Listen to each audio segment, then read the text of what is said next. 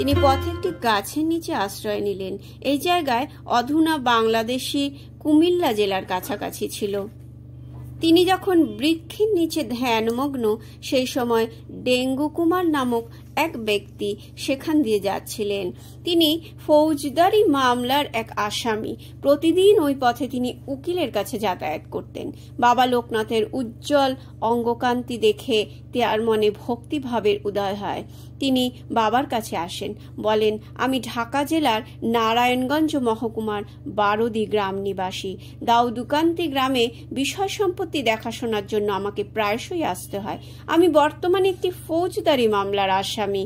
কিছু ব্যক্তি শত্রুতা করে আমাকে মিথ্যে মামলায় ফাঁসিয়েছে। ধ্যানযোগে বাবা জানতে পারলেন যে সত্যি ওই ব্যক্তি নির্দোষ। বাবা তাকে অভয় দিয়ে বললেন, তুই বাড়ি যা, তোর কোনো ভয় নেই। আদালতে যাবার সঙ্গে সঙ্গে তুই দেখবি খালাস পেয়ে গেছিস। এই অভয়বাণী শুনে ডেঙ্গু কর্মকার সেদিন বাড়ি ফিরে গেল।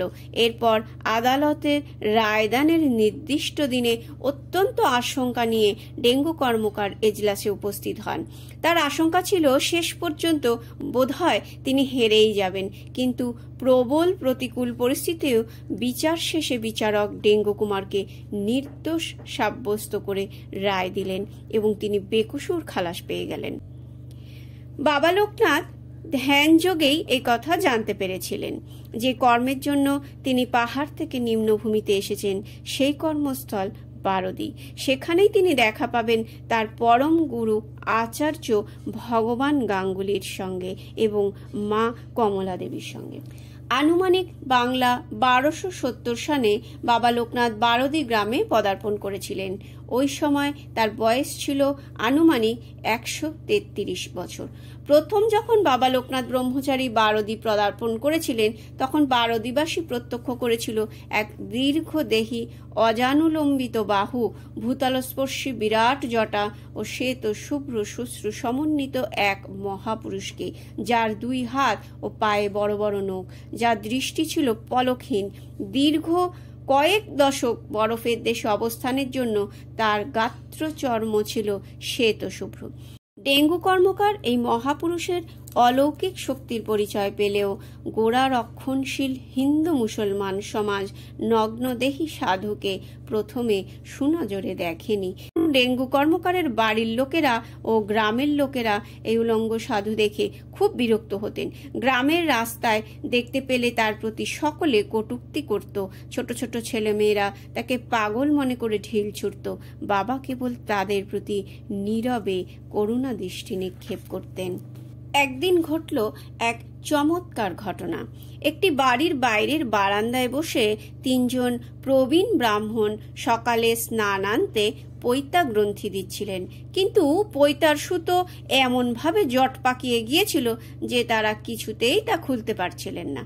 বাবা লোকনাথ সেই সময় ব্রহ্মপুত্র নদীতে স্নান সেরে সেই পথে ফিরছিলেন।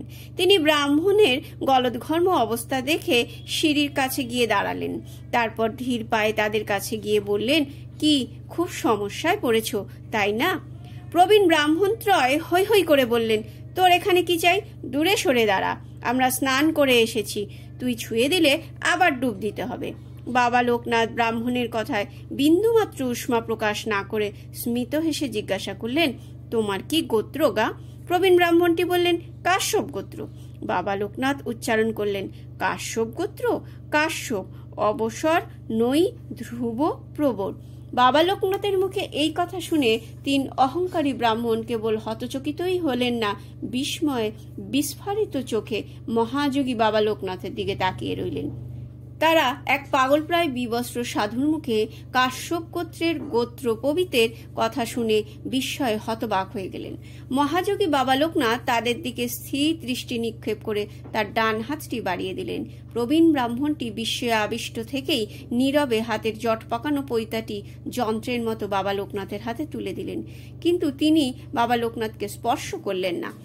বাবা লোকনাথ মুচকি হেসে বললেন, পাক লেগে যাওয়া পৈতে খুলতে হলে গায়ত্রী জপ করতে হয় গা।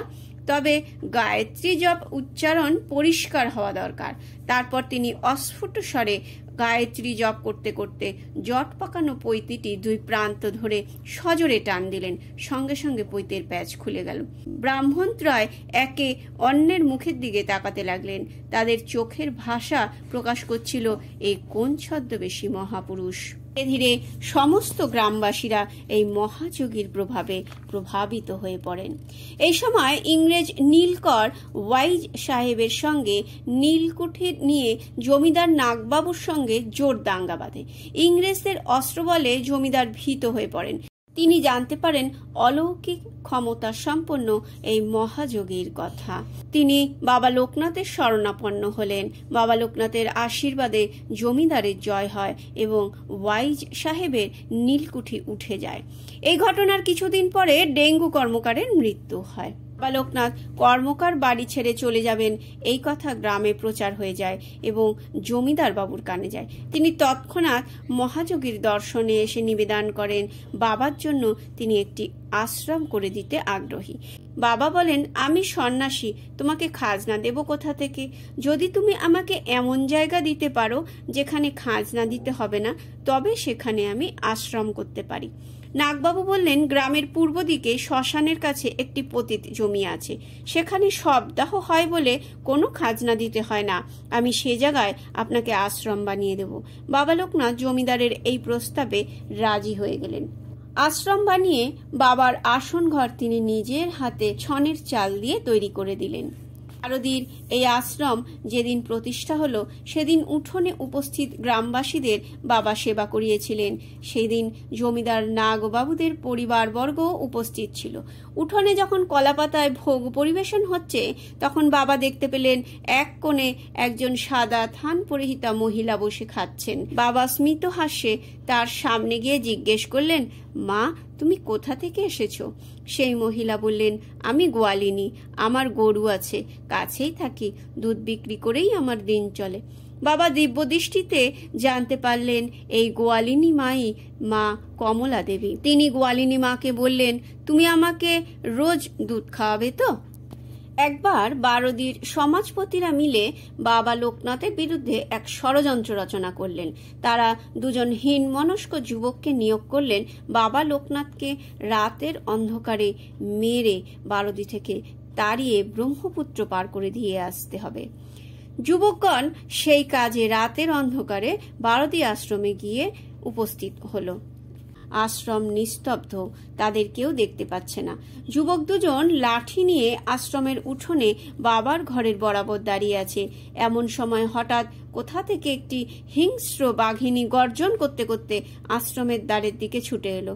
যুবক দুজন ভয় পেয়ে চিৎকার করে আশ্রমের একটি ঘরে ঢুকে লুকিয়ে রইল। বাঘিনী প্রচন্ড গর্জন করতে করতে উঠোন পার হয়ে লোকনাথ বাবার ঘরের সামনে এসে দাঁড়ায়। যুবক দুজন বেড়ার ফাঁক দিয়ে দেখতে পেল যে লোকনাথ বাবা তার ঘরের দরজা খুলে বারান্দায় বেরিয়ে এসছেন। তারা মনে মনে আনন্দিত হলো যে এবার তাদের কাজটা বাঘিনী সেরে দেবে, তাদের আর মারতে হবে না। হিংস্র বাঘিনীটা গর্জন থামিয়ে চুপ করে পোষা বেড়ালের মতন বাবার পায়ে লুটিয়ে পড়ল। লোকনাথ বাবা তখন তার মাথায় গলায় হাত বোলাতে বোলাতে বললেন, মা গো, তোমার এ সময় আশ্রমে আসা ঠিক হয়নি। দেখছো না তোমার ভয়ে দুজন যুবক আমার কাছে আসতে পারছে না, তাদের ঘরে লুকিয়ে থাকতে কত কষ্ট হচ্ছে। লোকনাথ বাবার কথা শুনে বাঘিনী শান্তভাবে উঠে দাঁড়িয়ে তার মুখ পানে একবার তাকিয়ে এক লাফে আশ্রম থেকে বেরিয়ে চলে গেল। লোকনাথ বাবা সেদিকে তাকিয়ে রইলেন। বনের হিংস্র বাঘিনী যে মানুষের কথা বুঝতে পারে সেই যুবকদের কল্পনারও অতীত। লাঠি তাদের হাতের মুঠো থেকে আলগা হয়ে গেল। ঘরের মধ্যে দুজন ঘামতে থাকলো। তারা বুঝতে পারে যাকে তারা মারতে এসেছিল সে কোনো সাধারণ পুরুষ নয়। তারা গভীরভাবে অনুতপ্ত ও লজ্জা বোধ করে অধবদনে বাবা লোকনাথের সামনে এসে তার চরণে লুটিয়ে পড়ল। বাবার কাছে তারা আশ্রম আগমনের উদ্দেশ্য ব্যক্ত করলো এবং নিজেদের দোষ স্বীকার করে কৃপা ভিক্ষা করলো। অনুতপ্ত যুবকদের স্বীকারোক্তি ও ক্ষমা প্রার্থনায় বাবা লোকনাথ তাদের ক্ষমা করে বললেন, যা, তোরা বাড়ি যা, এমন কাজ আর করিস নে, তোদের চৈতন্য হোক। একসময় বারোদিতে ব্রহ্মচারী বাবার চাষ করার ইচ্ছা হয়।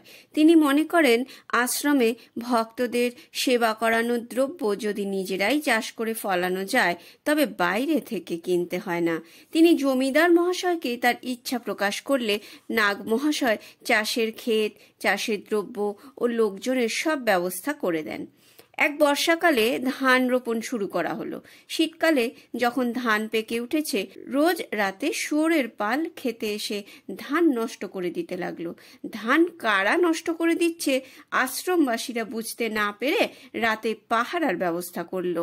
পাহারাদারেরা দেখলো রাতে এক পাল শুয়োর এসে ধান নষ্ট করে দিচ্ছে।